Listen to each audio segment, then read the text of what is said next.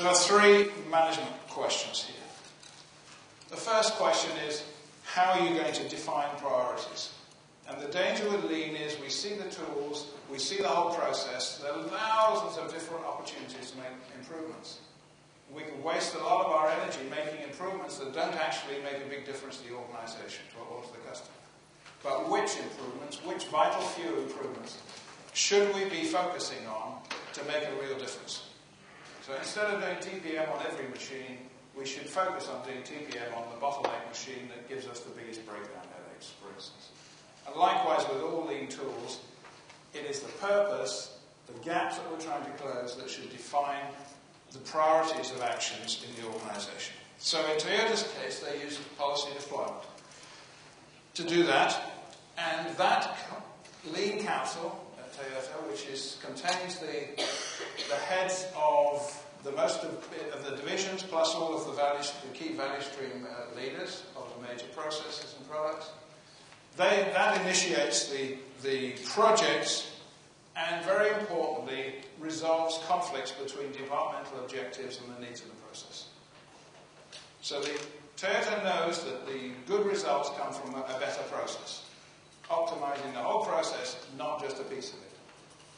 And so this is a very important piece of the puzzle, is that we need, at the top management, there needs to be a lot of attention paid to actually focusing, deciding what actions need to take place, what process improvements, and resolving conflicts between departments or even between organizations, and becoming the architects of a new value stream. Then who will manage the value stream? Because the value stream, if it crosses departments, is about giving somebody responsibility for it, because otherwise it won't happen. So this is adding a horizontal layer of management to the vertical organization of functions. And it's about gaining agreement, not having the power of the resources and budgets. It's about gaining agreement on the right things to do to improve that process, from all of the people in the process and all the departments who carry the authority over the resources. So it's a fundamental change from an organization based on just vertical authority and responsibility to separating responsibility and authority. So that's a fundamental change for the way we think about managing the horizontal and the vertical dimension together. And then finally, this organization, this management system, is all about using that A3 process as a tool for a dialogue at every level between a senior and a junior person. And the dialogue is all about how do you learn to think about a problem or a plan or a proposal in the right way. How do you define it correctly? How do you get the data to evaluate the current state? How do you propose a series of countermeasures? How do you evaluate and check those countermeasures? And what do you reflect and learn from them? And that is the foundation, actually, of Toyota's management system. It is not by telling people what to do. It's by helping them, through asking the right questions, to learn the right way of thinking about the right things. Very profound book by John Shook, who was the first Westerner hired at Toyota, which LEI has published, if you read English, called Managing to Learn, explains the power of that process. I think we've all got to learn how to do that and how to manage in this very different way if we want to build the problem-solving capabilities that are key to sustaining this. So I would summarize it this way.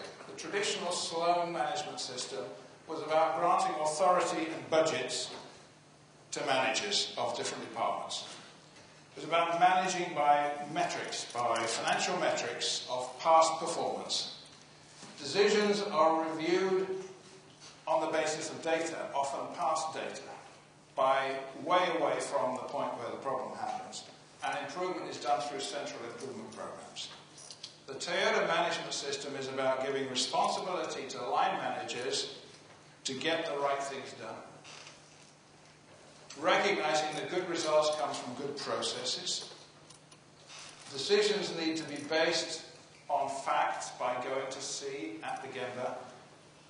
And improvement is a line responsibility in a dialogue with staff using the A3 process.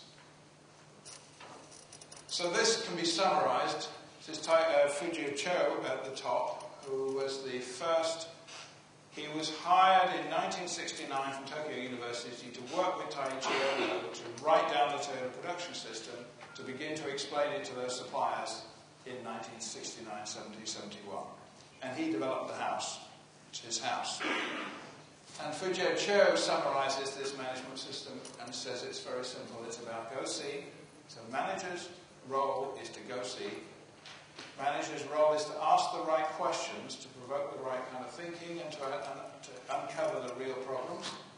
And respect for people, which is recognizing that no problem can be solved unless you have both the context of the problem, why it's important, which is the senior person's responsibility, and the experience of the person who actually carries out the work. And that's the respect for people, is that combination of the two, that dialogue between the two will get the right answer. And will get engagement for the right answer. So respect for people is absolutely fundamental. Taiichi Ohno said the shop floor is a reflection of management, and that is so true. You get what you deserve. But the power of lean, that no other improvement wave, program, fad has, is that it has Toyota as a reference model. Whenever we're stuck with something that should work from the theory, we can go back to Toyota and see how they actually do it. We still haven't learned everything about this management system. There's still lots to learn. But we know where to go to look for it, at least for the moment. So there's a great deal that this book could trigger off in your employees that you've already been alerted to, that I think will have a big positive impact, not just in manufacturing in Hungary, but I believe it will have an impact right across the service business and right across the public sector within the next 4 or 5 years as well. So there's lots of work to do. You're going to be busy. Thank you.